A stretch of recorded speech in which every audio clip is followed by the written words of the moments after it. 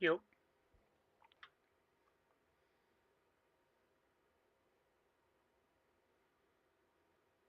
Okay. So this one should all be here.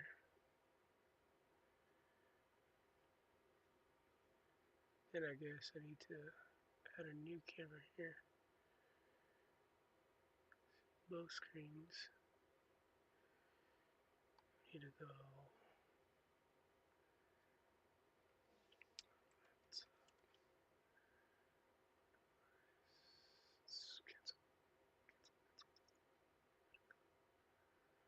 Um, Screen capture, existing, boom. See what's happening. See what's going on. Both sides of it. We put. Oop, put this.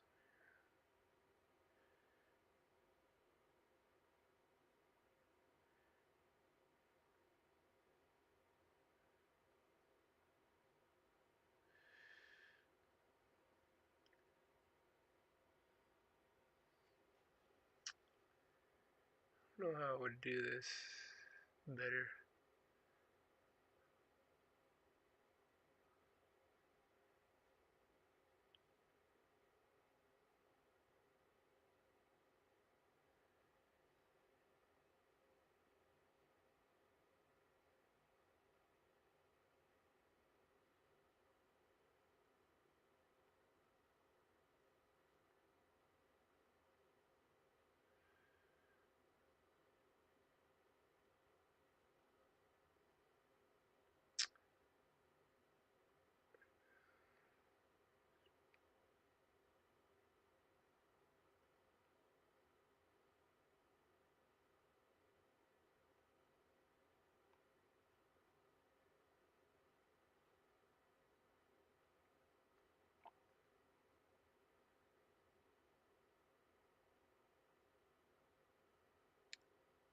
Okay.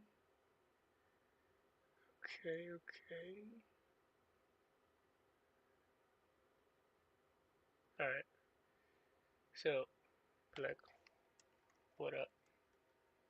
What up, everybody? I am leave questions in the chat. Let's see here. See if I can see all this stuff. I'm streaming on everything, and then this one here. Let's go ahead and stop. I'm trying to stream on a couple things, so bear with me. I'm gonna go live on Instagram for the first time, so you can check out some of that stuff there. YouTube, welcome. Just bear with me here. I'm just kind of just live streaming as I work, so hopefully you guys hear everything I'm saying. If you do not hear what I'm saying, then let me know. But today, what I'm gonna do. So I'm editing some one of my vlogs, and I'm just going in and putting a bunch of pictures in here. So that's what you see. I'm in DaVinci, and I'm gonna do some color correction today. So if you want to tune in, feel free. If you have some questions, leave them in the chat, um, and we'll try to get to them. So, but otherwise, I'm just chilling today. I'm working. I figured I have never tried. I really never tried. Let's go live. In live. Okay. Okay. Discord video. I never really tried to go live on and like show people as I work, and I'm just all there's like a whole nother like I'm gonna say editing, film, photos in DaVinci, Resolve, audience. I'm gonna make it public. Say next. So we'll see what happens here. Preview. Go ahead and copy all this over.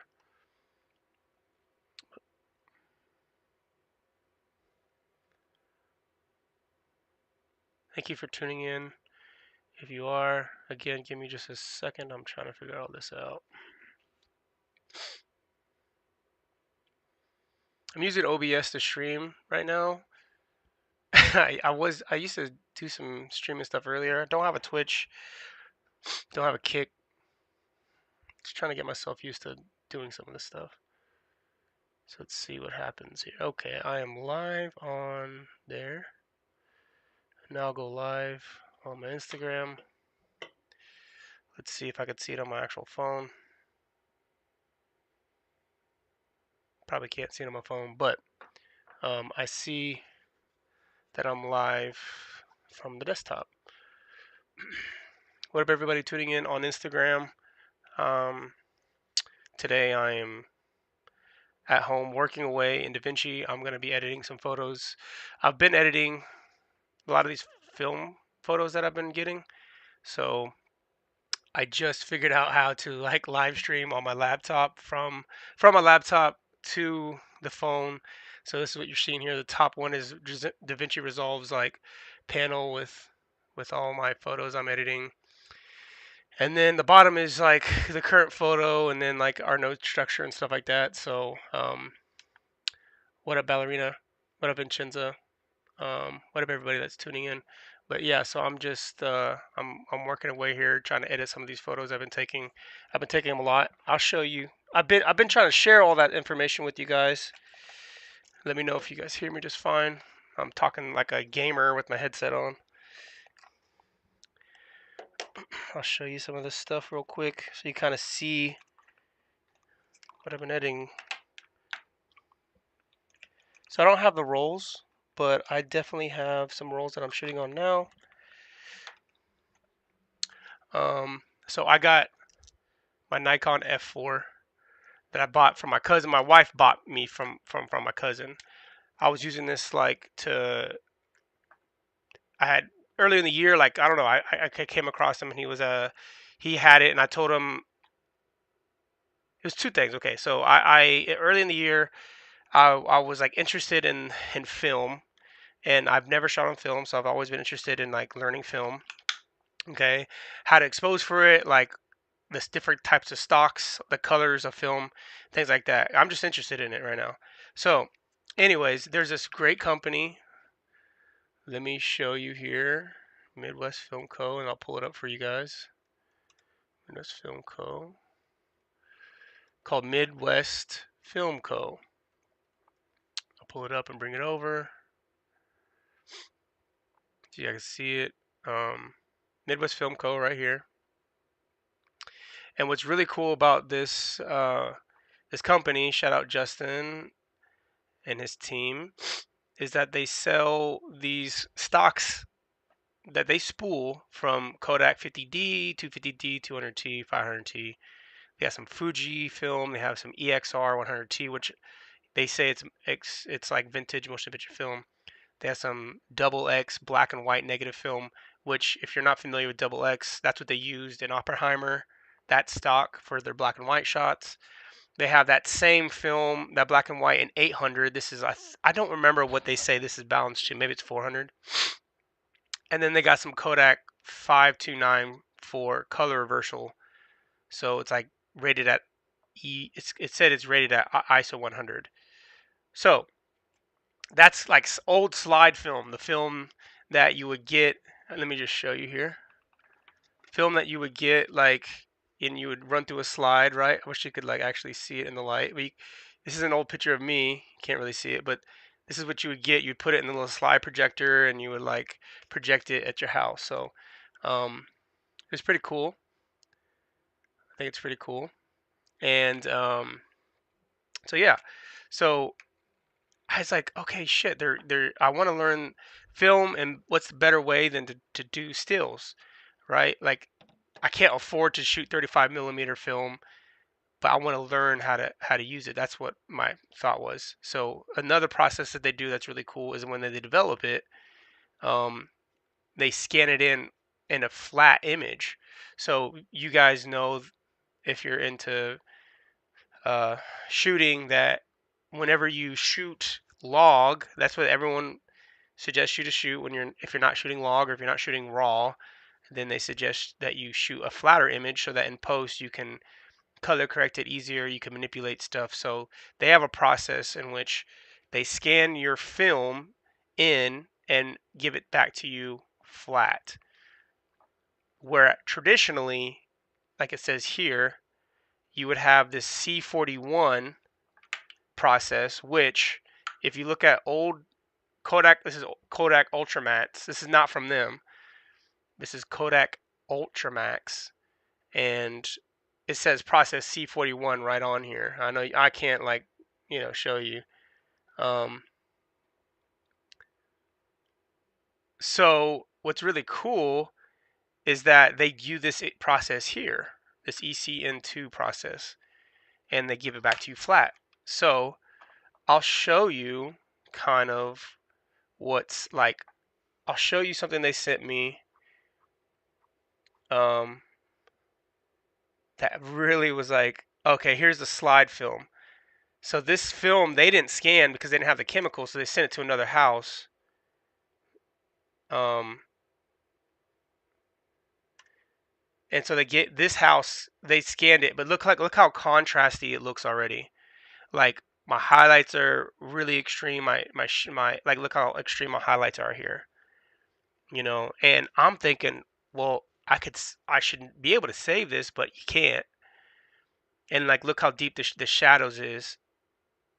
Look how deep the shadows are on this, and the highlights are like the latitude is so narrow, and so it looks very contrasty, which I would have known. And later I learned that slide film is very sensitive.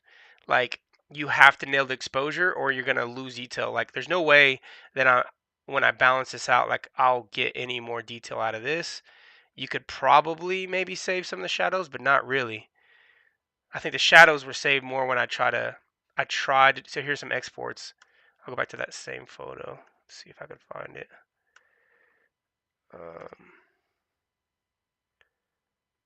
See if I can find this one.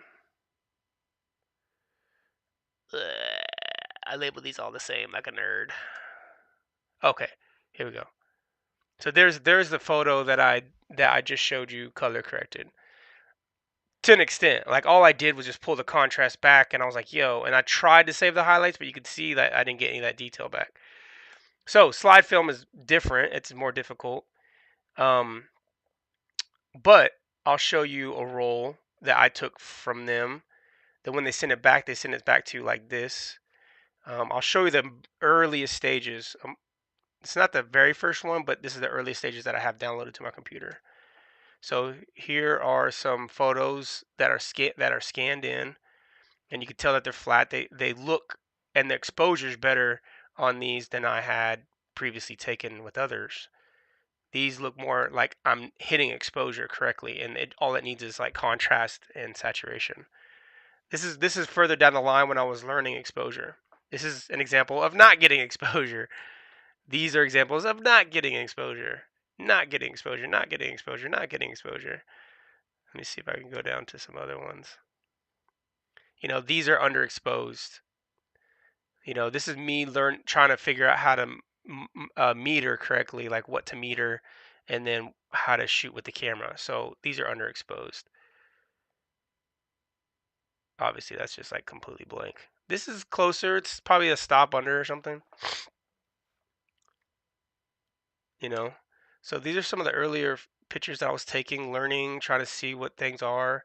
Here's some later ones. This is like the most recent stuff. So what's cool about this whole thing is, I just took a bunch today, and I just keep getting developed, maybe like 3 or 4 rolls a week, because it's just exciting for me to keep learning how to get exposure.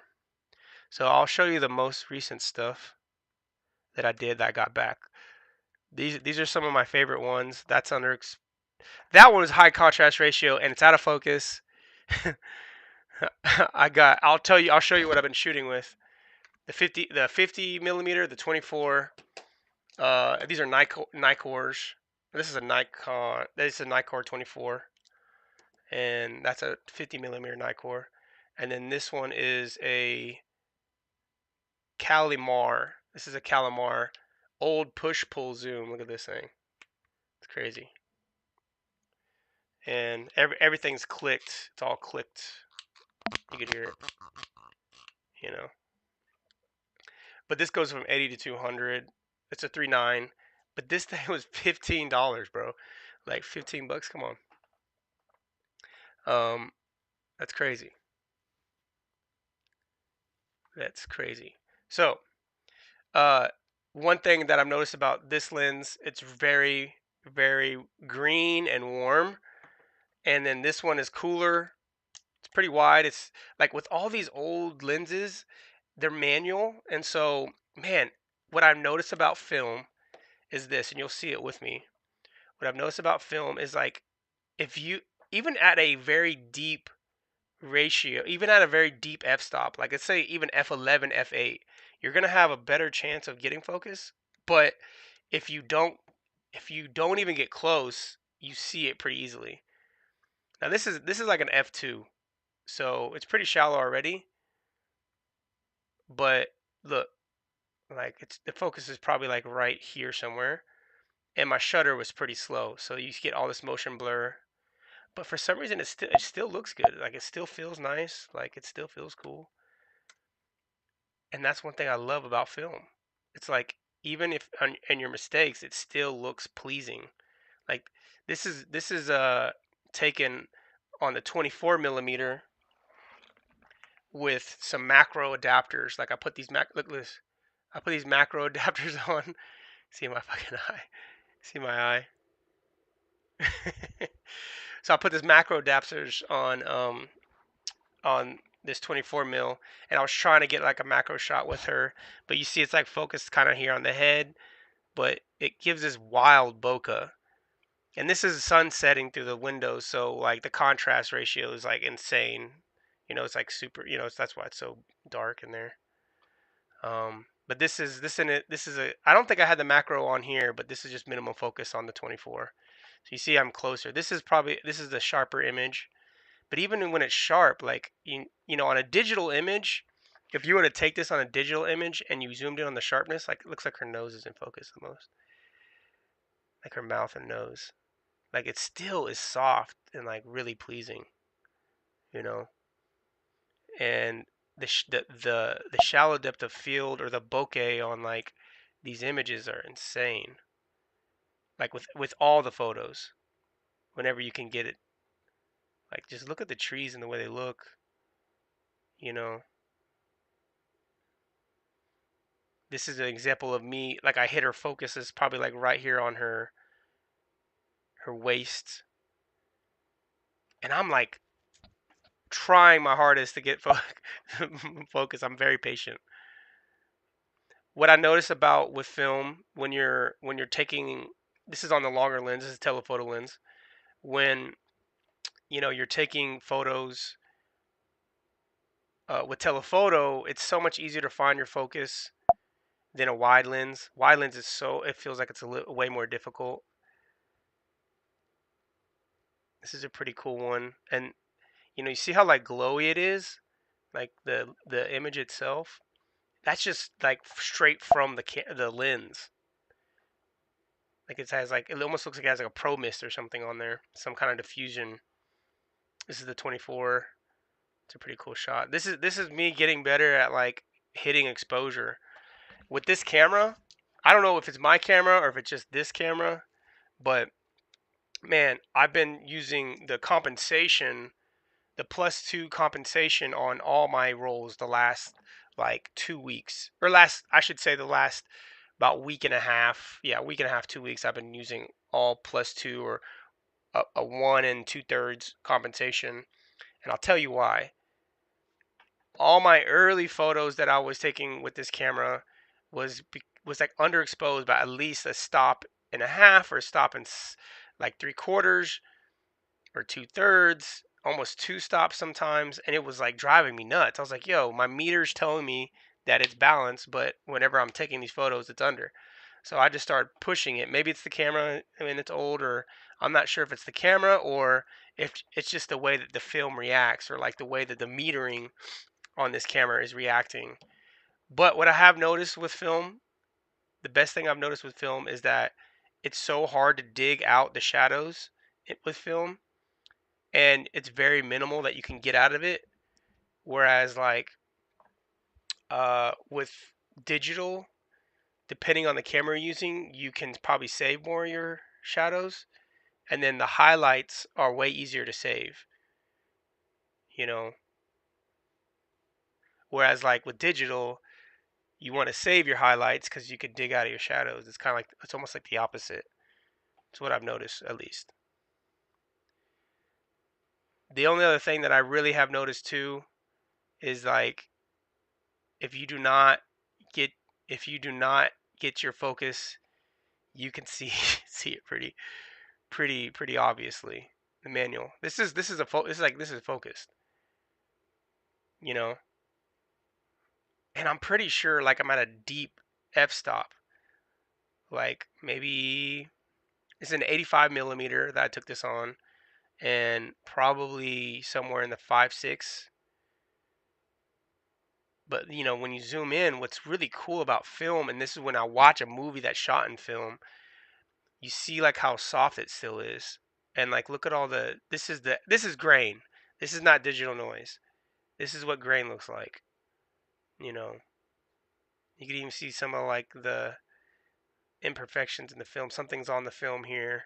You know, like a piece of hair or something. Like something scratched here. See that?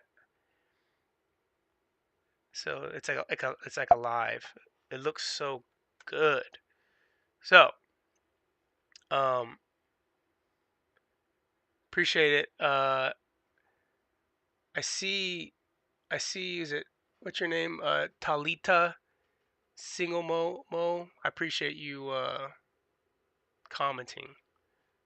I'm gonna just say leave questions. I'm gonna say leave questions and comments. I'm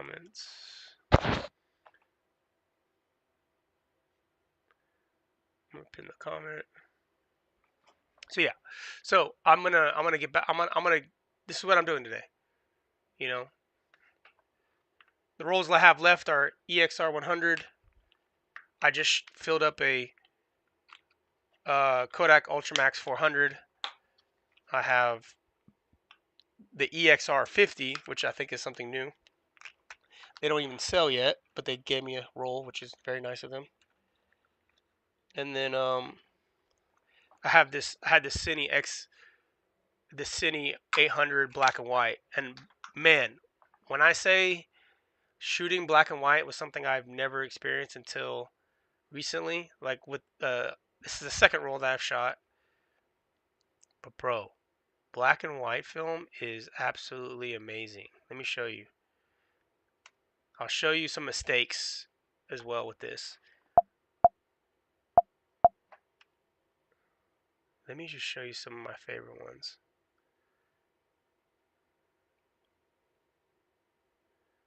Look how effing good this is. So you'll notice one thing right away. Like you're like, well, where's the rest of the photo? I'll tell you where it's at. It's missing. I had an issue with my camera. Did I put some roll in already? I did. So on the back of here, if you open it up, you'll see the shutter. And the shutter on this camera is comprised of like a few different, I'm gonna call them fingers.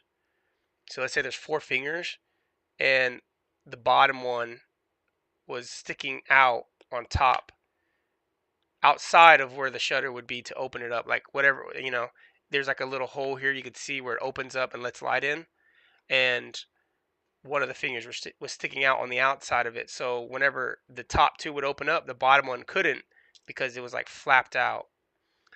Let's see here. So whenever I would open up my mirror, only the top half of the film was exposing, which was really annoying. This is the result of this. So I raced like a whole bunch of really awesome shots, but look at this black and white. This is 2 stops over. Look how cool this looks. This is sick. So every single one of these photos are gonna messed up. And on top of that, I had a bunch of light leaks going on, which I have now fixed. What up, Josh? I don't know if you're still in here. What up, Josh, my guy? What up, Darren? I don't know if you're still in here or not. But look at these like look at what the hell this is. Like a bunch of reflection going on, which I don't really know it came from. But what's really cool about film is like whenever there is an imperfection on film or somehow, like look at this top piece. Like whenever there's an imperfection, it still looks so good. Whereas when you mess up with digital, it looks like butt. It looks so bad. So this is a 35 mil shot, 35 millimeter, which I need to buy. I was borrowing my cousin's. But even look at this, like when you overexpose back in black and white, look at the overexposure. Even the overexposure looks nice. It's like diffusing and glossy and like look how the lens just renditions like the bokeh when it's just like so soft right there. It looks sick. I'm like, yo, I need to shoot something on film. I'm all this is like me getting ready to like shoot on film. I'm trying to get um I'm trying to get used to understanding what film looks like, so I could have like a better language between me and whoever's shooting my movie. So I'm just trying to get an understanding of like the looks and the feelings of certain things, and a better understanding of when I choose a certain lens, the feeling that I have when I think about a moment. Um, look, fucking, fucking all these up. Jesus. And then the other one that I've messed up quite a bit, and maybe Josh, if you know this, my EXR 100s, which are tungsten balanced film, uh, are kind of coming out in this like kind of butt magenta look. Has like heavy magenta, like tungsten film. When even though I have an 85B filter on, it's coming out and it feels like there's a lot of magenta in it. This is definitely underexposed. Let me see if I can find one that feels. They're all kind of under. I think I was afraid to push this film because it's vintage film. It's like old Fuji film. So I was kind of afraid to push it because I thought it would break apart. So I think I'm only like a stop over my compensation. I should have pushed it like the full 2 stops. But this is probably the one of the better ones. It's 35 mil, but it still has a weird cast on it. Not really sure why.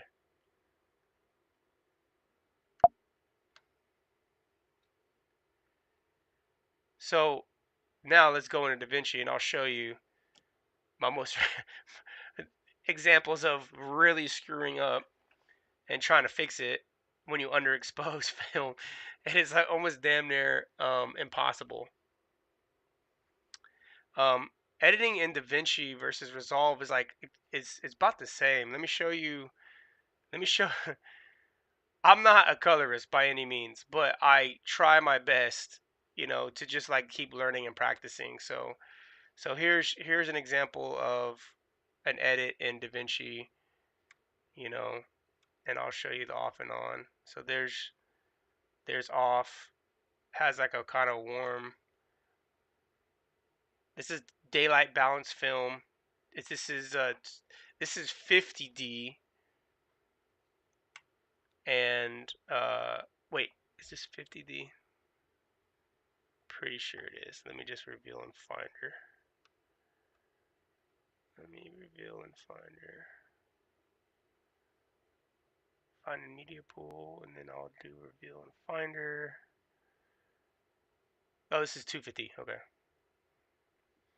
Regardless, it's daylight balance film 250D, and so yeah, this is my node structure. So in DaVinci, they teach you to set up a node structure of some sort. And I'm not saying this is how you do it. This is the way I did it. So I'll turn off one kind of one by one. I always start with like my exposure, you know. So I don't think I touched this at all. I think I just left the exposure as is. Let me see. There's like a small adjustment. And I go to my balance. I could probably balance back some of the blue. Get it back here.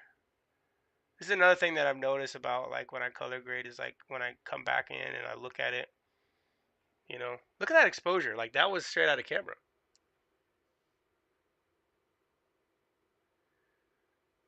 Okay, so looks like the film has been slightly compromised before you shot it, like a little bit of light leak over time. It's been flashed a bit, maybe through an X-ray machine. What's good, G? What up, Miracle? Yeah, I mean, like, so this is this is two stops over. This is exposure compensation plus two, and then uh, I'm pretty sure on my meter, I'm like inside the meter, I'm probably like still a third or two-thirds over.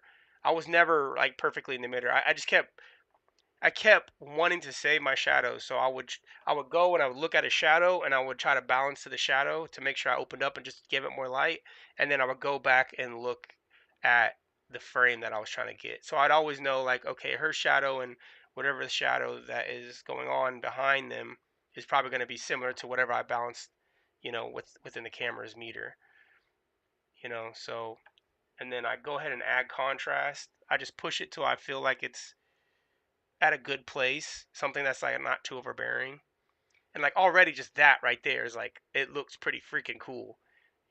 And I still got so much room if you're looking at, you know, the histogram.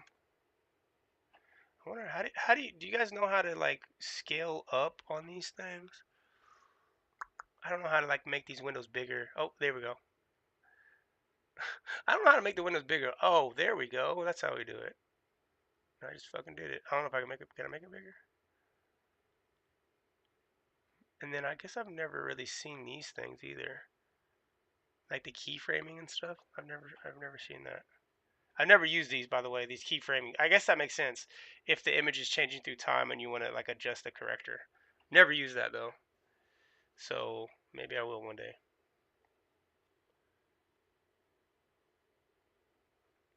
Um,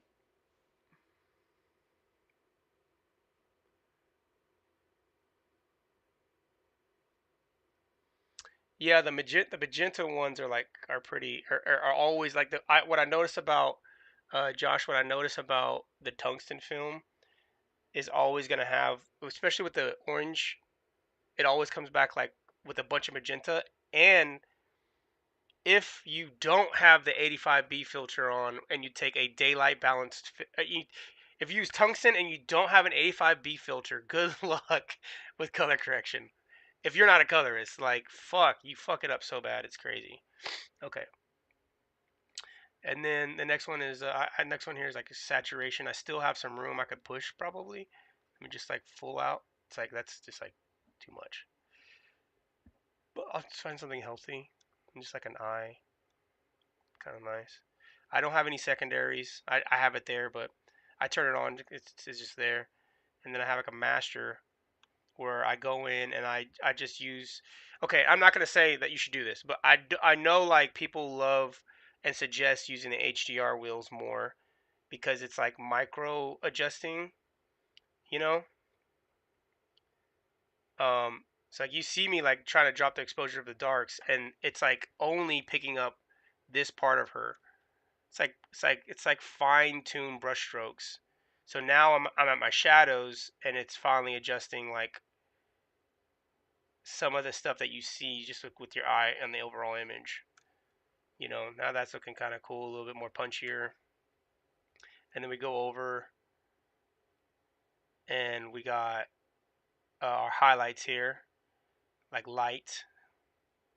That light you could kind of see is a majority of it. So I'll push it to like, I'm not gonna go all the way to 100. I don't really like pushing it all the way here. That just, I don't know. I just don't like the way that looks. It feels weird. Feels like it's too hot.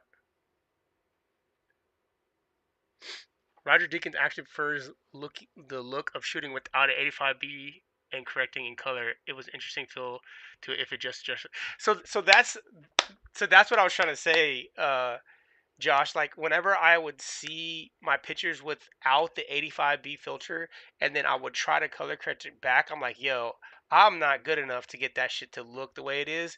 But I understand what what that means, because it's like there's something you're gonna lose so much from the red channel that you're trying to adjust it in post that it's gonna give it its own little look. So I don't I haven't worked with a real colorist to see what that actually could happen, but I could see how like people would want, and I could see how he would be the person that would want to do that. He could break all the fucking rules. I could see that. I mean, so definitely could see that. So now one thing here, what's really cool about DaVinci is I'll have my last node structure. I'll just like turn on the false color and just make sure, like, I'll just kind of see what everything's doing. You know, I could definitely pull her up if I wanted her to be like see her midtones more. So I'll go back to here, kind of pull the shadows up a bit more because that's really what it is. Or I could just like do a secondary and come here. I've been trying not to use secondaries with like these film stuff because I'm just like trying to do the overall image as true as possible. But I could do this.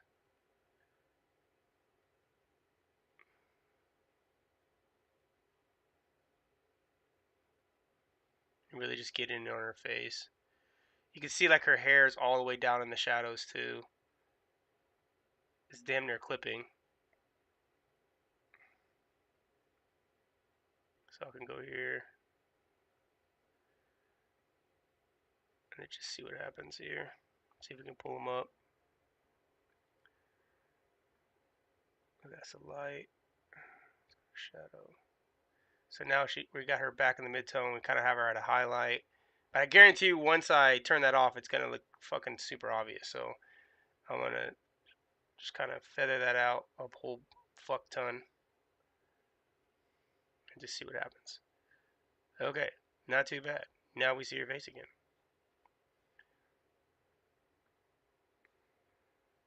And then we'll go off that. You know? Boom. Not too bad. It's not too bad. You know what I'm saying? Your eye definitely catches her. You see her. She's got information again. So we're not losing her face. So, boom. But that's like I mean that's color correcting in DaVinci. Let's go down to some of these fucking photos where I didn't have the 85B filter. Like, look how, like, watch this. Look how, like, just horrendous this is. It's it's tortured. It's done for. And I'm pretty sure this is not even like this is not done. I feel like when I look at it, what I'm getting is like there's a bunch of green here, and then when I look at her face, it feels like a bit more magenta than I want. The reds are like pretty unique. The blues are unique. It's like a unique color. I don't even have that much like saturation here. I can pull it back a tad bit so it feels a little bit normal. But look at, let me turn off some of this stuff. So this is kind of what I thought was balanced. I'm going to keep turning things off. My master. Look at this. Look how just fucking butt ugly that is. It's crazy. See? Look how far under exposed it is. It's all the way to the left. Normally people, when they take photo like things to the left, it doesn't look half bad. But this looks horrible. This looks terrible. And it when I was taking the photo, I had my meter set to this. So on the camera here, you got spot, you got center, and you got like I think like even like I don't know what evaluated maybe valuation, and which is like taking a reference of the whole. You can't see it. It's taking a reference of the whole. Let me see if I can zoom in on here. Zoom in, zoom in, and let's focus. So you see those three here, right here. See if I can get it in the light there. So I had it set to this like center weighted one, or this like overall frame one, right? Which gave me this result. So I was taking a even like center metered exposure with this on, and it resulted in this. Clearly underexposed. At one point, I tried to take stuff with the center meter where you see the brackets, right? You see like these brackets here. See if I can get it more. It's like the dot. It's like the spot meter with like the brackets on them, like this. And then I realized that was lying to me. So what I've noticed, what works really well, at least with this Nikon F4, is if you keep it right on that spot meter, and you have those. People have those on your digital cameras as well. Make sure I focus here. You have those on your digital camera as well. So if you're trying to get an exposure, I would say spot meter helps you evaluate what's right in front of you. And I would, if they're in a shadow, I would give it just a little bit more love so you can save the information and correct it in post. If it's too overexposed overall, then at least you can pull it back a little bit and not dig in the shadows. This is what I've learned from film. Just taking it. Now, again, what it probably did was saw all these windows and was thinking this is too much, and it made me stop down. So here's me dragging the exposure up, and I'm just using, pretty sure,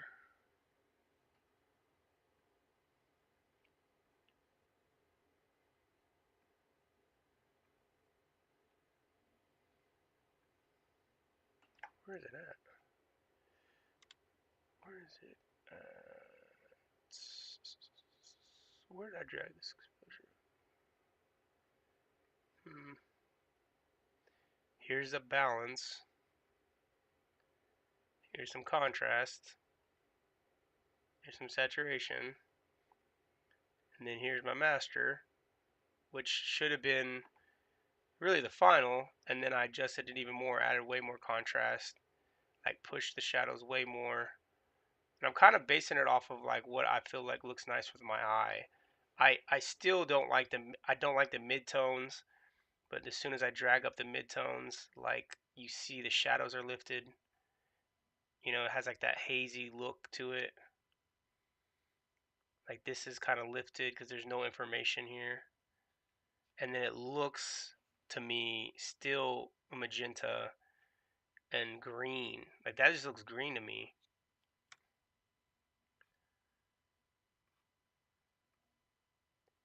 Again, false color. This is our mid-tone, and now this is like a little bit more of a highlight. All this information is down here in the shadows. You can see that we're losing all the information in the windows.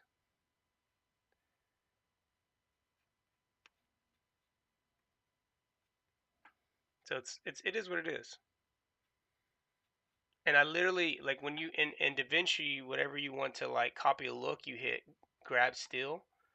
So then you can go over here to the gallery, and now I have this still image, and I can go over and right click on it and hit apply grade to the next one.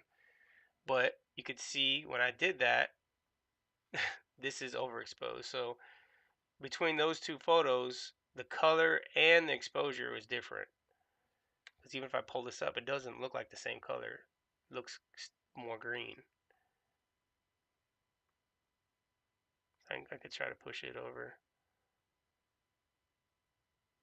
What I love about DaVinci the most is like being able to see all my waveforms. So everything here, I got my histogram, my parade, my vector scope, and my waveform. So being able to see all this at once is really nice. And it just like it just tests me, it pushes me for, you know, using it in my actual film or using it for my productions. So I'm getting used to knowing what it's like to color correct and just train my eye. Again, I'm not claiming to be a colorist. I think I'm not far from it. I'm definitely far from it. I wouldn't call myself a colorist. I would say that I'm still a learning color grading person, but I'm trying my damnedest to get better. And I just keep practicing. I don't really care that I'm not the best. I just keep practicing.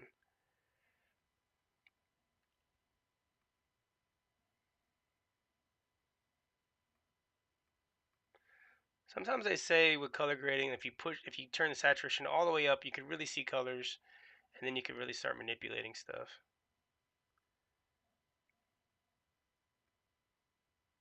See, look at this. Isn't this crazy?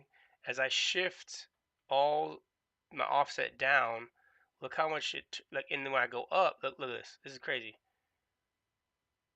When I go down, it shifts it all the way to my magenta. When I go up, it goes to green. That doesn't make any fucking sense. Let me turn all this shit off.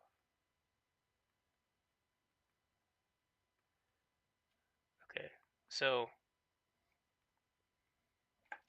turn that off too. Go back to my exposure. Oh shit. Go back to my exposure. Look at that. There's way more green that wants to come out of the photo whenever you start adjusting exposure. And the only reason I could see it with my eye, but then I could also see it literally on these meters here.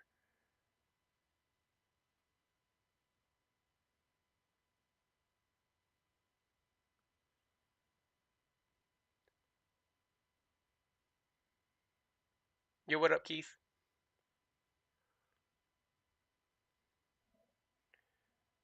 So yesterday I was learning something. Okay, you see all three on these histogram. You see how they're clumped up?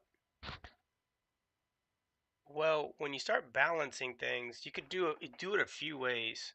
Let me just like reset all this and show you what could happen. Look how uneven that is. Look how these colors are all over the place. You kind of want them to be even. So you see this fact that there's all this green crunched up into there. So let's just like start bringing back some green. So I could use a tint. I could try that. Okay, that's not working. Okay, I'll reset this. Right now, what I'm gonna do is go individually on the channels, and I'll just start pushing green into the highlights. Okay, and I'm not gonna really pay attention to the image more than I am the actual histogram.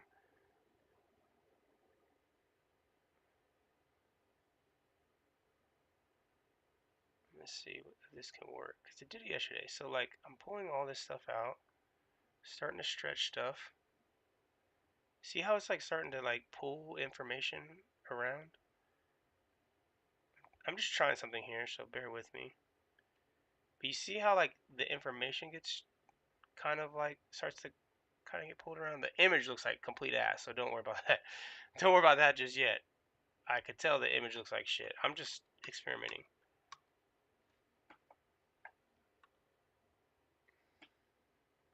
But what I noticed sometimes when I was pulling images around to where they look similar on the histogram, I'd have a better result. But this is something I noticed. You could also try to come over here on our RGBs.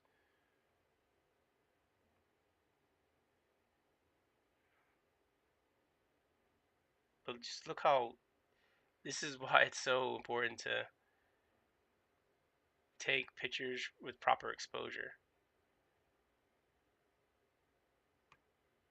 And with the actual filter on. You can't take tungsten balanced film. Like, unless you're going to work with a colorist, it's going to be really hard to get things back. So I'm just going to give it some love on the greens. Give it some highlight greens.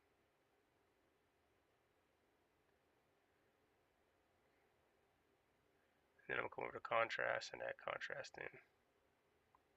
See what starts happening. could tell it's still pretty green.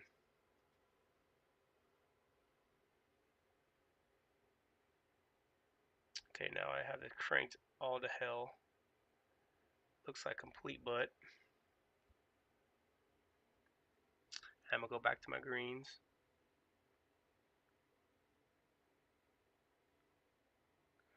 Man, it's just crazy. I'm gonna play with my exposure some more. Get this thing to come up.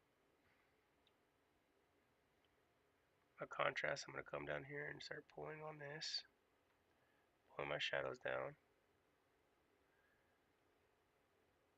Pulling my highlights up.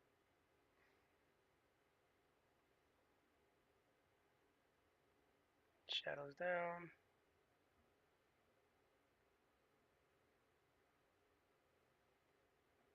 Up.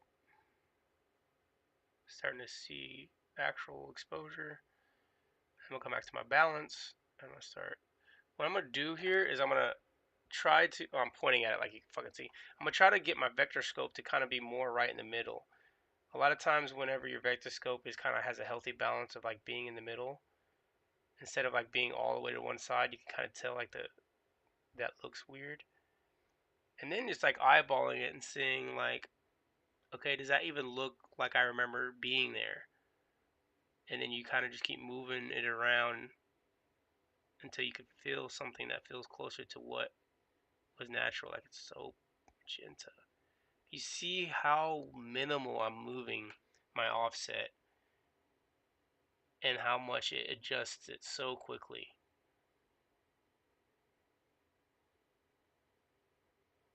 This is what makes color grading difficult. This is when they talk about like using raw images. Let me pull this closer to myself. Can't even fucking see this shit. You know, when you don't use raw, it's really hard to like adjust your image. This is kind of what they're talking about. It's like even any minor adjustments just doesn't look right. It's like you can't even.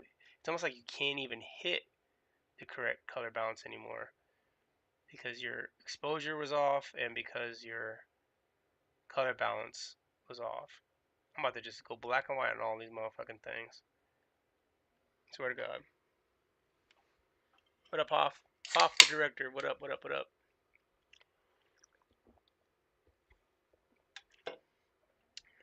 When in doubt, go black and white. And they'd be like, "Oh, that was amazing.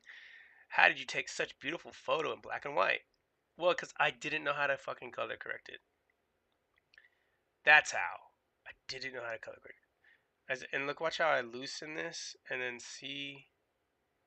Like, it's crazy how much green is just like all up in here. So much green. It's so disgusting. Does not look natural.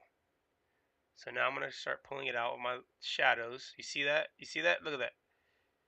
Look at the histogram. And as the histogram is starting to even out more, as I'm just slowly working away at it, it's starting to balance out. This is why I say I'm not a professional colorist. Because I'm over here tweaking. Tweaking, tweaking, tweaking until it's starting to feel better. Now it's like look blue as hell. My highlights and my blue look crazy. So I'm gonna pull those back. And then I'm gonna pull back my shadows a little bit more.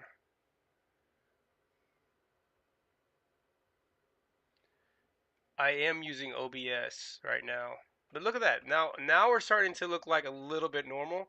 But so it's getting closer to what normal is. Getting closer, not saying it is. And then start to just look at your histogram, your parade, your vector scope, and waveform.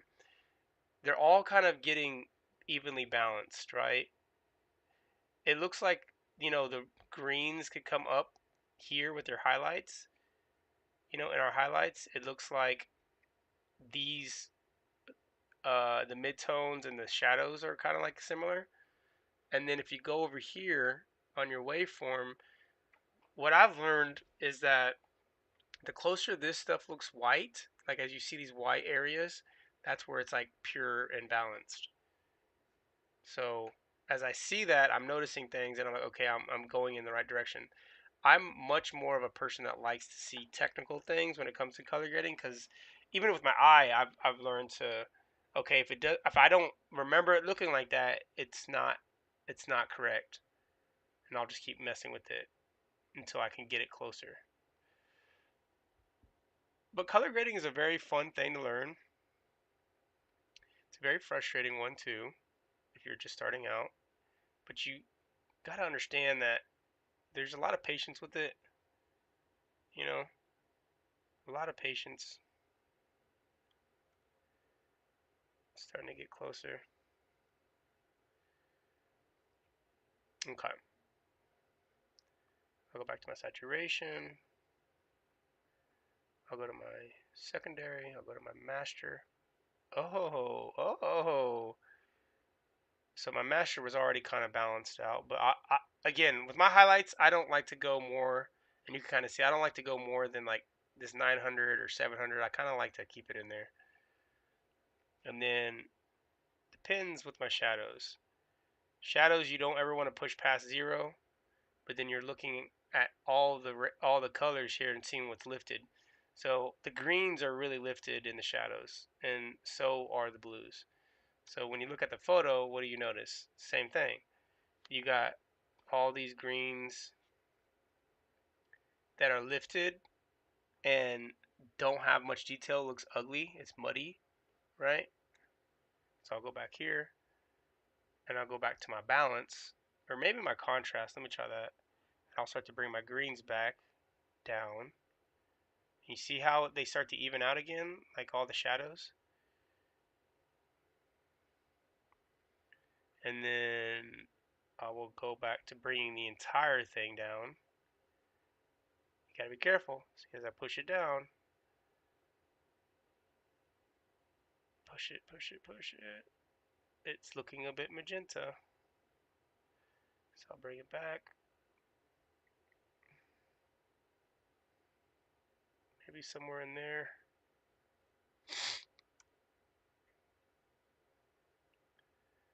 To be honest, it still looks a tad bit magenta down here, and maybe a little bit like here, and the greens are still pretty present, right? So I'll go to my master. I'm going to give it some more contrast so I could kind of make it pop a bit more.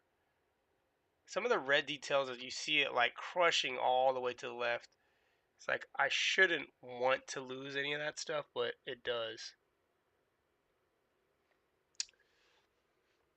Okay, so you said just switched to DaVinci after coming. Yo, what up, Randall? How's it going, bro? Uh, you said you just switched to DaVinci after coming from Premiere and Final Cut. Was hesitant at first, but just got to keep at it. I'm the same way. Like I started to edit. I edited my first music video, guys, in DaVinci. You should be proud of me. That is a huge change. That's huge. It's huge. This is not the free version, but the free version you could do quite a bit. I think the difference is, and maybe not on this computer. Maybe this might be the free version on my computer. But usually the I don't I don't remember. This might be the studio. How do you know? Right here about this here. Studio. Oh yeah, I got the studio. So I got the studio one. The one thing I can't figure out where's my denoiser at. Denoise. I don't remember where my denoising's at, but I could try to denoise some of this stuff, which has been pretty cool. I forget where my denoising's at. So, anyways, I'm almost done with this photo. I feel like it's close.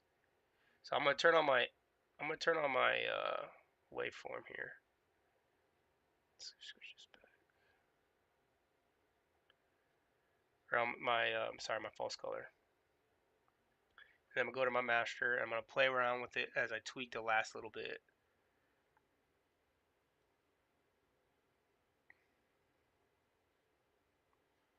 And usually what I'm looking for when I do this is their skin and where they sitting at.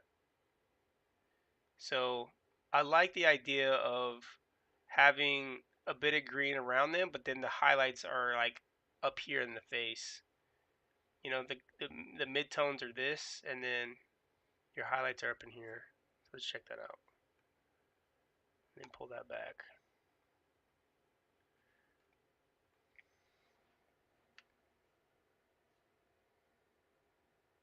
Honestly, it still feels a bit magenta. I don't know what you think, but I think it still feels a bit magenta. Maybe I can play with this just a little bit. Go back to green.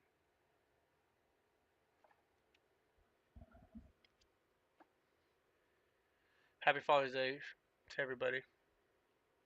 What up, Dre? Still feels a bit magenta. This is what happens when you don't take proper exposures and don't have your 85B filter.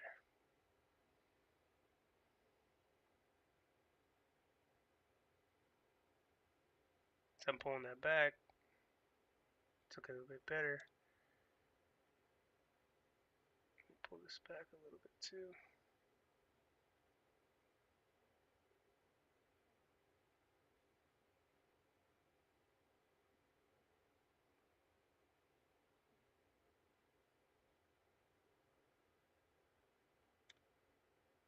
Put more in it.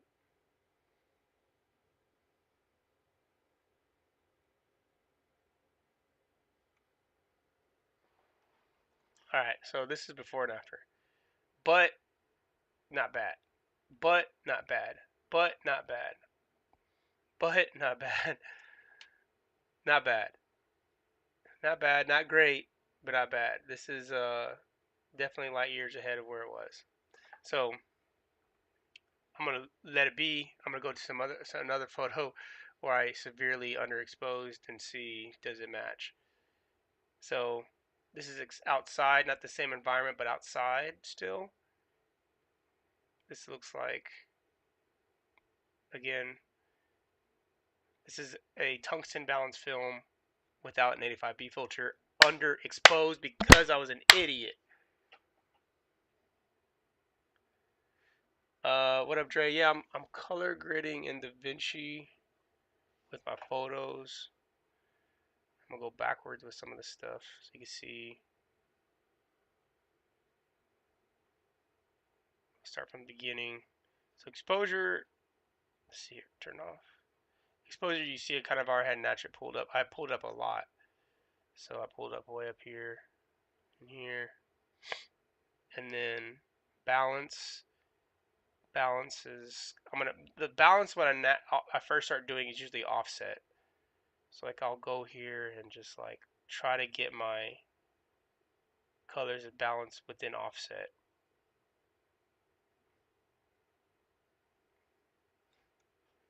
Now look at it. It's that kind of green. Get the shadows down. Get the green out.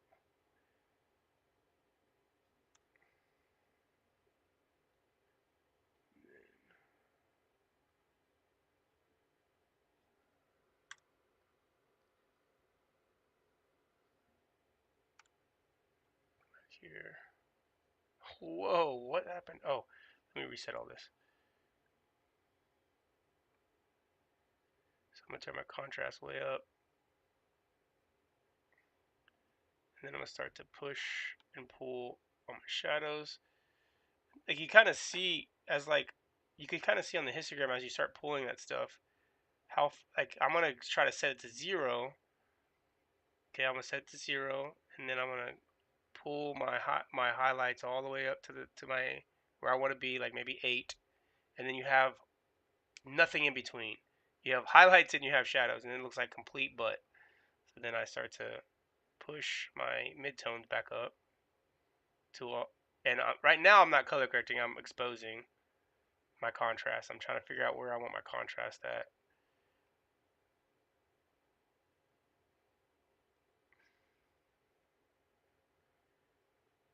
Like I'm not a fan of the highlights. Obviously, it looks like purple, magenta.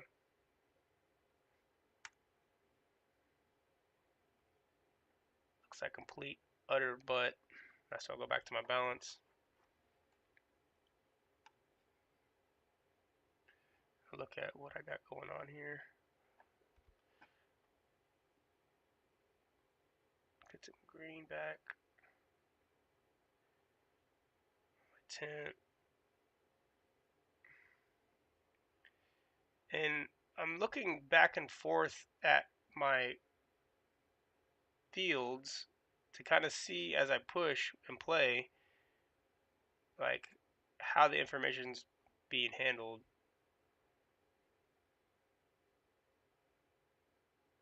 And then I'll look back at the image and I'll say, okay, it's going in the wrong direction. You know, so it's very much me looking at the waveforms and stuff first, and then looking back down at the image.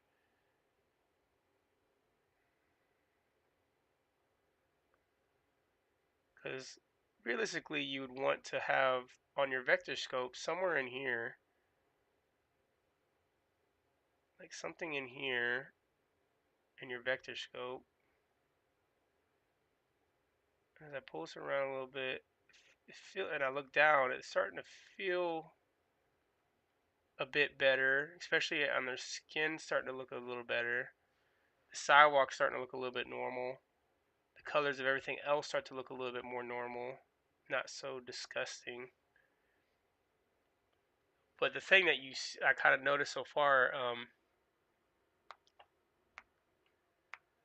the thing that I've noticed so far is that like you're losing all this shadow detail. Again, it's because you've underexposed it, or I did.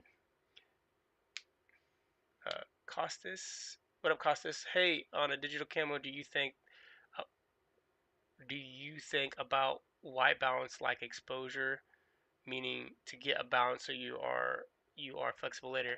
Well, uh, this is kind of exactly what I was talking about with this. I mean, I want to be as close to white balance as possible before I actually hit record because you're gonna have such a problem later. So you could use a color meter. You could use a color meter if you wanted to, and get like a real reading and then custom white balance. You could take your white piece of paper, do it like that. These are digital film cameras, or this is not digital camera. This is film camera. So this is an example, and it works the same way of not having the correct white balance because when I turn this off, you kind of see how cold it looks and like how much information is in. Even when you look at it from the parades, you can see how much more blue exists in the film, and you don't even need the parades to say that. You just look at it, you know. So, and that's a direct result of using a tungsten balance film, meaning setting the camera at 3200 degrees in daylight. So that happens with a digital one, and you're gonna have unless you're shooting raw, then more than likely it's gonna have the same effect. When you shoot raw, that's what's great about raw is that you can adjust it in post pretty like just like by typing it. In DaVinci, it's like right here, down here, you can literally change all your color temperatures and everything down here if you have raw. But I don't. So if you're shooting a baked-in image, you're kind of not necessarily screwed. You're just like you're really hurting yourself. Especially again, we go back to saying, are you actually good at color? You know, I'm not great. I'm okay. I'm not great. Obviously, you're seeing me here struggle.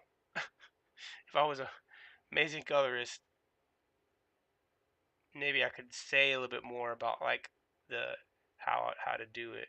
But this is me learning, growing, and getting better at it. Understanding like why it's so important for me on my end as the shooter to do a good job at capturing it. It's like, hey, this is what this is what the colorist is experiencing. You just screwed them, you know. So trying our best to get it right for the colorist is always going to be better. And exposure, like those, I think they go hand in hand in my opinion. A lot of that has to do with just like slowing down, like trying not to just keep moving as fast as possible on set. You know, like if we try to slow down a little bit, then we'll be better. We'll be better off. It's just weird.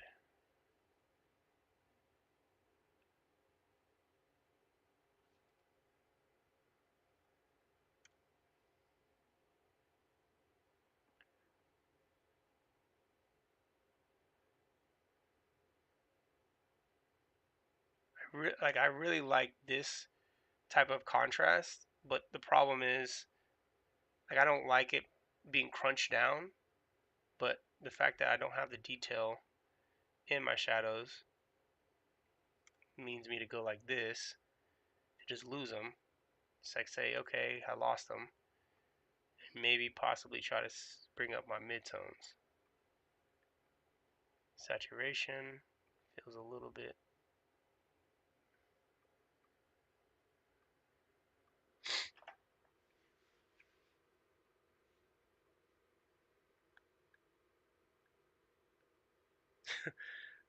Randall says going through it, bro. Randall, you've been commenting the most on my posts, Randall. Like I've been struggling. I've been trying to figure this shit out. I mean, it's like the fun part about it too, learning and challenging yourself to learn stuff. You know, take it from me. You're gonna keep learning. I'm trying to learn film. I've never done it before, so I'm trying to get better at it. You know, I want to improve. And this is like a cool moment. Like this, like beyond the fact that I'm just like trying to color correct right now. Like this is a cool, like this moment for my wife and my daughter means so much. Beyond that, it's like the moment in time that I get to capture and bring back to them. You know, it's our jobs as men of film to don't forget our freaking family. You know what I mean? Because when I grew up and when now that I look at the photos that my dad has taken of me, I just like absolutely like there's a feeling that you get when you look at him. You're like, damn, that was a dope time. I remember that.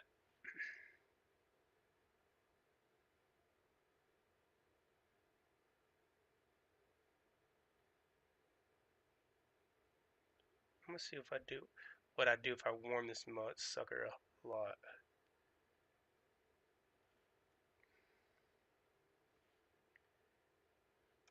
See how long it's taking me to get to like this part. And now with my eyes, I'm looking at their skin tone, and I'm saying their skin looks pretty normal. I know my daughter's skin looks like this. I know my wife doesn't have like a tan, so her skin's getting back to normal. But some of the things that I think that don't look normal are like the wood back here. It is dried out wood, so it doesn't have really any contrast or brown in it. It's like all warped away. This stone looks pretty closer to normal. Um, and then these colors of these flowers, they look really saturated, a little bit more saturated possibly than like what it was when we were there. So I'm gonna bring that saturation down. You know, it's starting to look closer. I'm gonna call it good on this. Call it good. I might bring the highlights down just a tad bit more so it's not so looks like very filmic. It's not too overly bright. More underexposure. So it's cool again. If you guys weren't here earlier, you could do grab still, and then over here you could relabel these too. You don't have to just leave them the way they are. You know, you can then go to your next shot, which these are your shots over here. These are all my shots in the video that I'm making. Uh, you can go over here and just like click the next one. But because we're in the same environment here, I'm hoping that this matches pretty well. Let's just try it. Apply grade. Boom. Let's look at it. Not too bad. Again, I know my wife has a little bit paler skin because she doesn't go outside. Her skin is fairer. I should say. I should say pale. It's fair.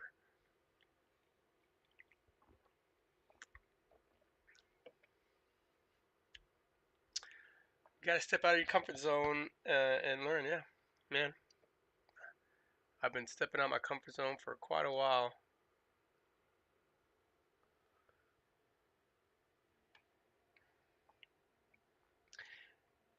There's like a point in time, like the idea of comfort zone.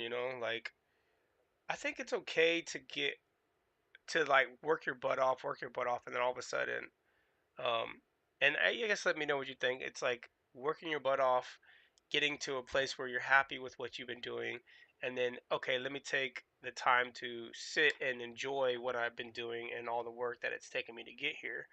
And people like I used to think like, okay, uh, if I'm feeling too comfortable, I'm not pushing myself, and so I'd always try to like figure out the next step versus like just enjoying it for a little while and like enjoying the fruits of my my labor. I'm gonna give my wife a little bit more color in her skin, just so she doesn't. That's pretty good. I like that more than this one. Yeah, but right now I've been feeling like, hey, you know what? Enjoy, like, take your months or weeks or years to enjoy, be comfortable when you feel like you want to be comfortable, and then at some point when you feel like, hey, I've been too lazy or I'm not pushing myself enough, start it back again and just keep working until you get what you want. Sorry, excuse me. This is a pretty good one. This is probably the best color corrected one that I have. Look how bad that is. Like, look how bad that is. Shot out of camera.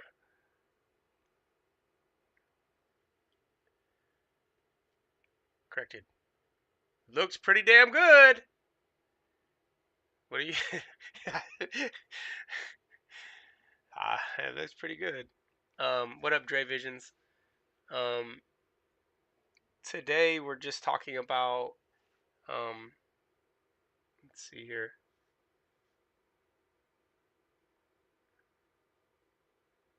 Today we're talking about color correction, and I'm working on some photos. I'm working on a video, so I'm kind of doing killing birds and stones at once. I might jump back to this photo here and warm it up because I did that with that one. Warm it up some more. See, like as I warm this one up, this one turns green. That's turning greeny. Maybe it needs some more magenta love. And then I'll take some of the blue out to highlight. But I'm trying to color correct for this. Okay, so I've been vlogging. If you guys are, this is like, this is one of my vlogs. What up, everybody? Welcome back. Can you hear it? I'm not sure. To another discussion of the creative act, way of being with Rick Rubin. You can't.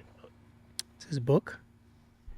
I've been doing a lot of these in the morning and starting my days with these conversations, but I kind of switched it up and decided to maybe end my day with the conversation and maybe thinking and seeing how it would make me feel at the end of the day to have conversations with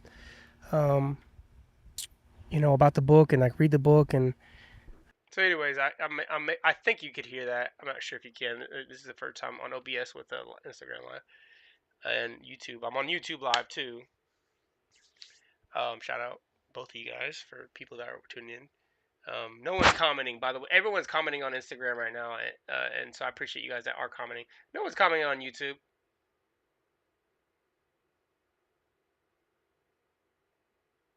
No one's commenting on YouTube. Thanks, YouTube.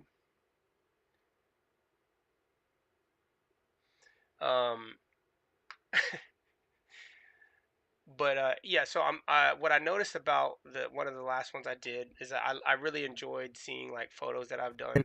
So I'll show you here. You start to you and don't expect anything, and all of a sudden things start to happen on its own. So I'm not expecting people. I'm not expecting thousands of views. I'm not expecting hundreds of views. I'm expecting just to like allow this thing to help me get in a good energy building habit. And so I really do enjoy this process that I'm going through. If you are a video production person or you're like someone that's in film or photography, you oftentimes look at the work that you're doing and wanting to say that you need to perfect something about it for you to put it out versus just like doing something and letting it be. I was talking to my cousin about this and even my buddy G about, people that are in the field tend to say they need to have perfect lighting, perfect audio, perfect camera movement, or perfect framing. Whereas content creators, people that are content creators first, they don't think about any of that stuff. They don't even care really about whether or not they're on auto white balance, auto focusing, auto color correcting, or even color correcting in post. They don't care about any of it. They just create what they feel is cool, fun, engaging on their end of what they like to produce, and then they put it out. And then they just keep doing it every single day, over and over and over again. And through a year's time, they see huge results. I know you, as a video director or editor, or so anyways, do you kind of see what I've been doing? Um,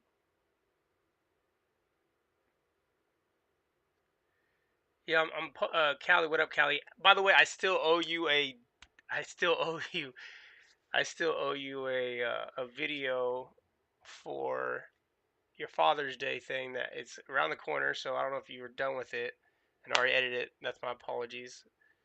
So um, probably the easiest way to do something would be like maybe even like go Zoom with you and like you could record it straight from the computer or something. But anyways, yeah, this is OBS that I'm using right now, and then there's a plugin called AITUM, AI Tum. I think it's how you say it. Let me just find it real quick for you. And it's a vertical plugin. Let me pull it over here so you can check it out. It's this one right here. It's right there. You just download this vertical plugin, and on your OBS, I can pull it over. I'll show you guys real quick. People that want to learn, it pops up like this, where you can now see like a vertical one, and then this is YouTube. I haven't really like YouTube's one is I wasn't giving it any love. They're not giving me love.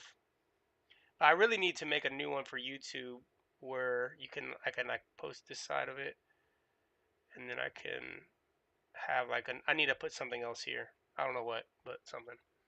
So, anyways, vertical one, boom. I seen DJ Kid. I seen DJ Kid using it, and Kid, I was texting him this morning like, "Hey man, what program are you using?" And I was like, "It's 2024, damn it. I could probably figure this out pretty easily. YouTube, YouTube, YouTube." And then I found it. So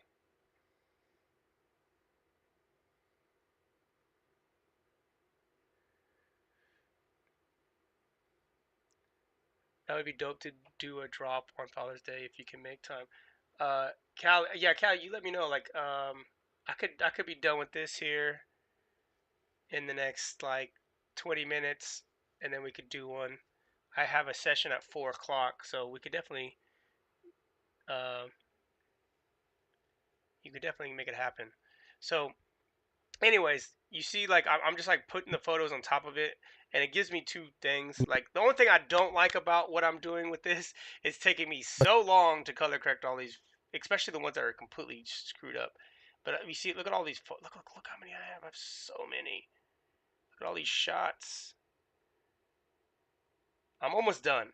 I'm almost there, and I'm gonna put this one out. I've been owing the YouTube community. It's been 3 days.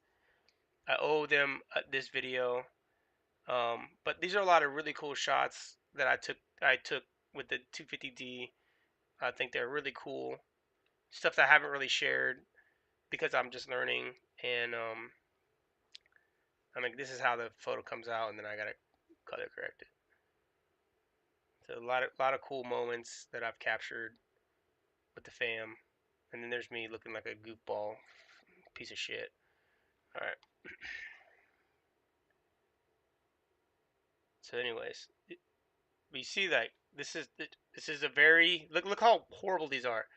This is why it's going to take me so long because I'm trying to get better. I don't want to lose these moments, you know, to bad color balancing on my end and bad exposure. These are really cool moments. I've shared a couple of these.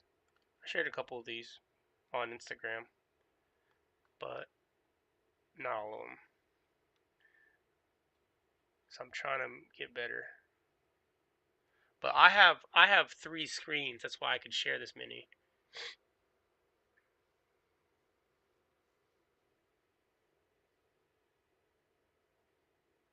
Okay, let's go. So how about this? I'll jump to a couple that are not horribly just destroyed, so you can see how it handles stuff. Like right here. So this one already looks great. Like the exposure is pretty damn good. The color's pretty close, right? I'm not gonna do much of this one. So, in here, in like the gallery that I've been taking all these like stills, you know, I could like hover over and just kind of see what some of the other color corrections would do to it naturally. You could also just pull open your LUTs if you wanted to be lazy and just like LUT it out. You know, look, you can actually just put a LUT on these and just like, okay, it's done. I got a LUT on it, and you can just see what the LUT does. But that's not what we're doing. So I'll go back to my gallery up here, and I have this one labeled a node structure right here. I labeled it node structure, so it's just like the structure of my nodes, which are here. So when I hit apply, you saw that it kind of popped up and went full screen. That's because when I did my very first node, down here in my sizing and input, I had scaled it up, right? And so that like correction was applied to this, and now I just have to like adjust the tilt because I know I'm going full screen. Maybe do like a pan a little bit, boom. Maybe I'll do more tilt. Again, these are taken for more of a full frame camera, so this is probably where it's at. Boom. Then we got our exposure. Let's go over our exposure. So if I reset this, you can see that I just brought it down. I think I'll just reset it so that it's all kind of in here. My opinion, a healthy exposure is like kind of in here between this like 3 and 600 mark. You know, everything up in here is feeling pretty healthy. You could probably bring it up just a bit more. And I'm using the offset to do that. And I'll come back over to the next node structure, and I will again start with my offset and try to. I'm doing a few things. I'm looking at my waveform, looking at my vector scope, looking at parade and histogram all at once, and seeing what I'm doing. So I'm pulling it, but I'm pulling in the direction to get this vector scope back to the center. I'm like, okay, I'm not even looking at the photo. I think I think like strong colors probably look at the photo, but I'm looking at the vector scope to kind of just like push me in the direction that I want to be. I look at the waveform. This is all pretty white. This is all pretty even. What I'm noticing is that the reds are down, so I could probably pull these up a bit more, but the shadows are pretty close. It's possible that like this these midtones are like really high because here in the photo you got all this like warm daylight. Like it's sun setting too. So the sun is setting. This is like naturally warm, so a majority of the photo is right here, and that's where all like that red is coming from. So I'll probably just leave it alone. I'm gonna go to contrast, and I'm gonna boost my contrast. Try not to go crazy. I go like 1.45 or something like that, and just kind of like see what that does. Already it looks pretty cool. Just like those two things.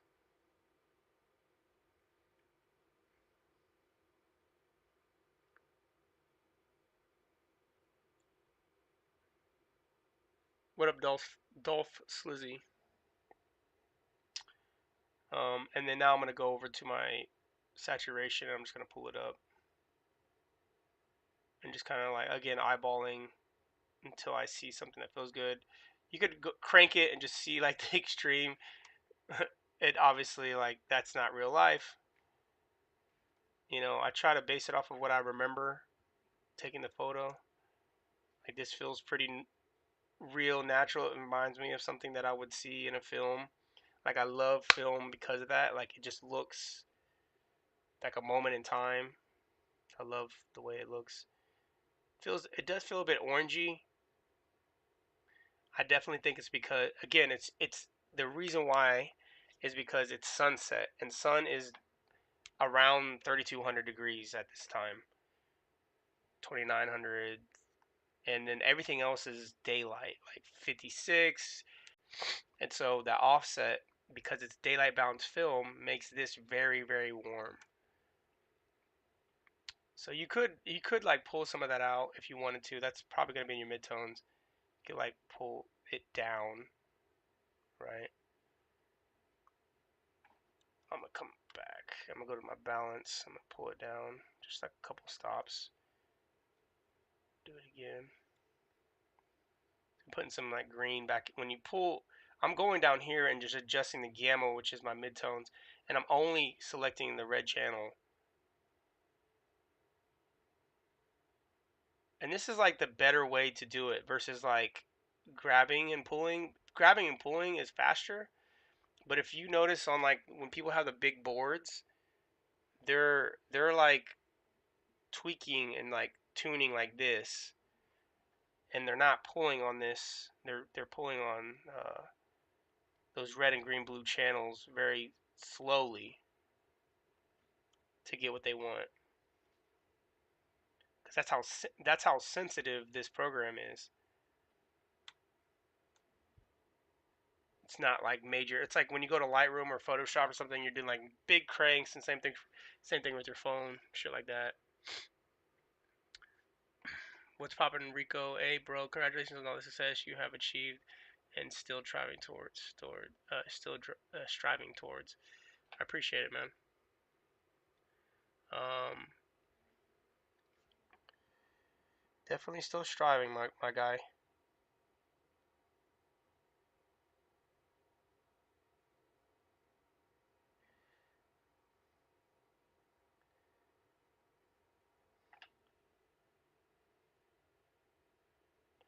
I'm texting right now. 1 second.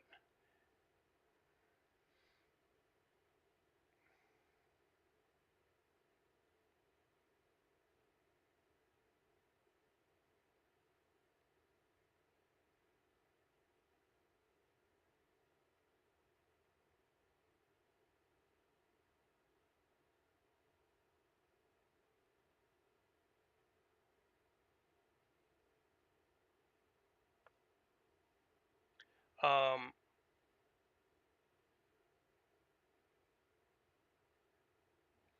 okay. So, sorry, I was texting. I've been very focused with you guys. So, um, one thing that I want to say is this will be like one of the last ones I do, and then I'll jump out and I'll give you like a little fun little closing message. I appreciate this is like, bro. So I have like 70. I don't know how many followers do I have on Instagram. It's never changed. I have 78,000 followers on Instagram, and I don't pay for like the check mark things. Um,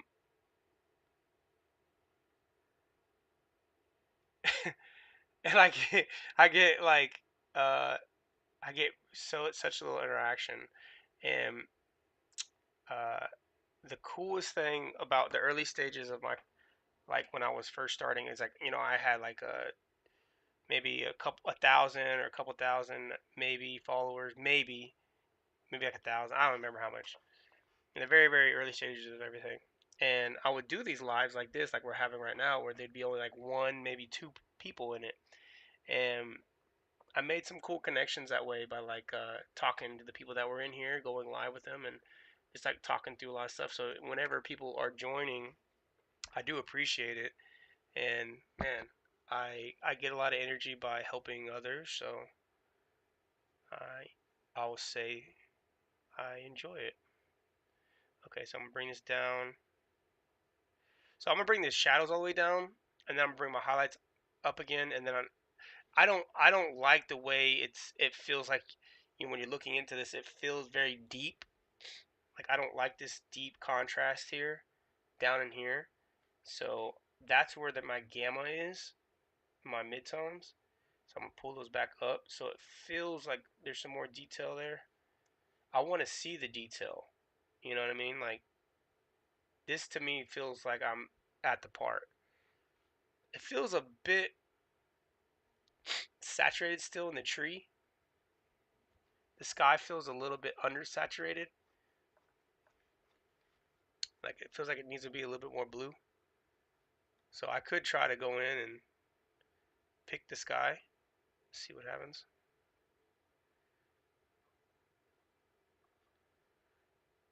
And I could go in and pick this is on my secondary node. I could try to go in and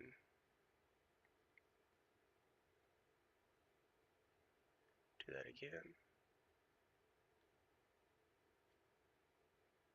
Pick it, pick it. I could go like this and now just adjust all my knobs. So it just picks up more of those colors. Same with saturation, same with luminance. Now it's like pulling some of that stuff, which is an easy fix actually to get rid of that. You can come here and just literally pull this across and then do an invert. Boom. And now it's only focusing on everything above that, not grabbing any of that detail. And we can feather that a little bit on all the sides. Just feathering. Come back to my selection and I'm going to blur it a little bit so there's a little bit of softening around that because it might not have picked, like it's picking all that color between all the small details. So come turn it off, and then now I can adjust my saturation on just the sky. I'll crank it way up so you can see it. I'll crank like the color boost way up, so now look, you could actually see like a blue sky. Now that's too much. I don't think it's really like that, but I will give it some love. It feels a bit saturated compared to what it was. Come back down. That feels a little bit more normal. Like that feels a little bit more like what a sky could feel like right there. I'm gonna come down a little bit more. Less is more. That feels better. I still think the overall saturation possibly is a bit much. So I'm gonna on the tree. I'm gonna come down. I really should just localize the tree color and bring it down. I'm gonna try this. Try another parallel. I'm gonna try to select the tree. See what happens if I just select the trees.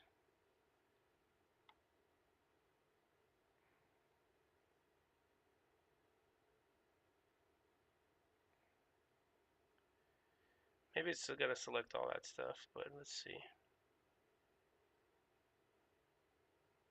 Okay, let's blur this as well, just so it softens it. The blurring is like softening it to me, so it's not like if it's not grabbing everything, it's not like so apparent that it's not grabbing everything.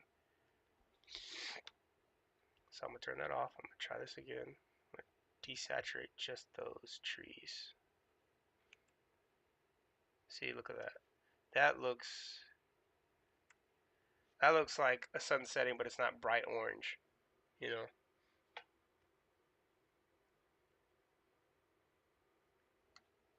Boom. So we'll turn everything off. Turn everything on. Off, on. We got some color. It looks cinematic. Cinematic. All right.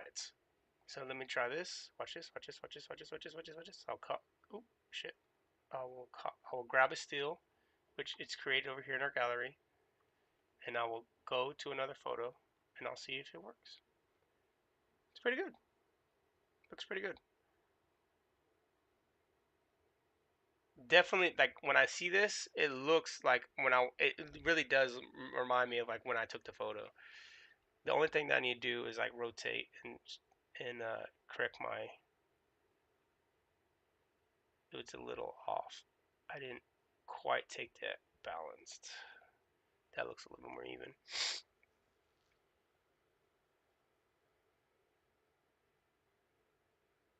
Let's see what the secondaries did.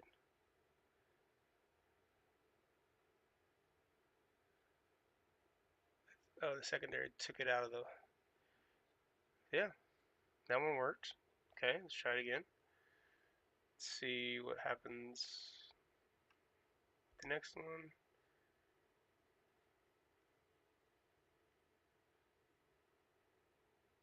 Let's try this one. Still pretty good. The sky looks blue. I'm gonna do this. This is like a bit more. Maybe the sun's hitting that a bit more.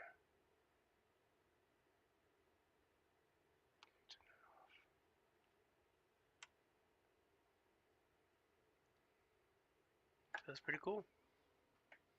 See, I could see in the shadows. I could see the highlights. I could see the midtones. The saturation isn't too crazy. Feeling good. Boom. One color correction helped me get through 2 photos quicker. Perfectly expose the way your waves sit. Perfected. Appreciate it. Shot by Dom. What up, Glacier? Haven't seen you in a minute. Hope you're well, bro. Okay, so it's 1:50. I'm gonna jump. I appreciate you guys tuning in. I still gotta get this out. If you haven't checked it out already, here I'm gonna show you real quick. I'm gonna go to my YouTube. I want to show you guys, since you guys are such kind-hearted people and you're tuning in on our YouTube. Uh, let's see here, real goats. Go to just type in real goats, right? And you'll see real goats. Boom, will pop up. You see that we're live. There's only 2 people watching watching on our YouTube. I did a stream this morning, right? And then I got these other videos in here for you. Go check them out. They're all about Rick Rubin's book, The Creative Act, a way of being. If you're trying to get your knowledge up in terms of creativity and you're interested in learning about how Rick is suggesting you get rid of self-doubt, learn how to know if you're on the right path, define whether or not you're an experimenter or a finisher, seeing whether or not you have the abundance mindset or scarcity mindset, uh, looking for rewards in your work, uh, all these things. I started making these back 3 weeks ago. So I got 1, 2, 3, 4, 5, 6, 7, 8, 9, 10, 11, 12, 13, 14, 15, 16, 17, 18 videos. I'm working on 19 videos that I've released in the last 3 weeks. 19 videos in the last 3 weeks. That's pretty good.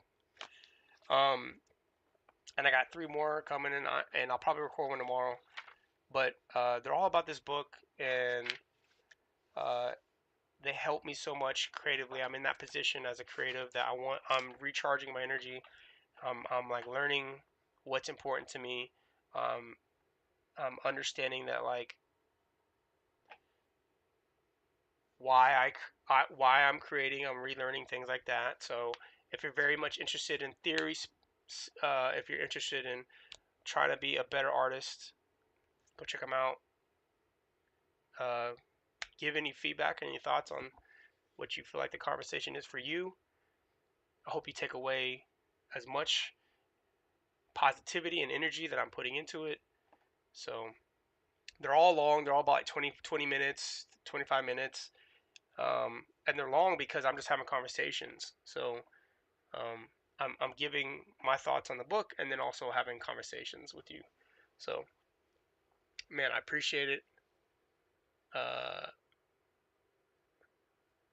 appreciate it so much for you guys tuning in. And until next time, uh, stay safe and be happy.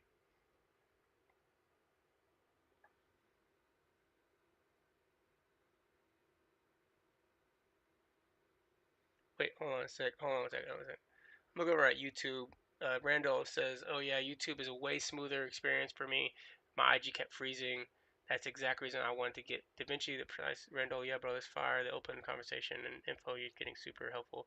Thankful, bro. Sick, bro. Have a say. Okay, Randall was over here like checking at the chat. Thank you. Yeah, I'm gonna have. If you don't experience, if you're not experiencing this great through the IG and it's freezing, just know I'm gonna do it on YouTube, and I'll save them on YouTube so you can watch them. Um, but yeah, they're gonna be on YouTube too, so make sure you go check that out. All right, guys, later.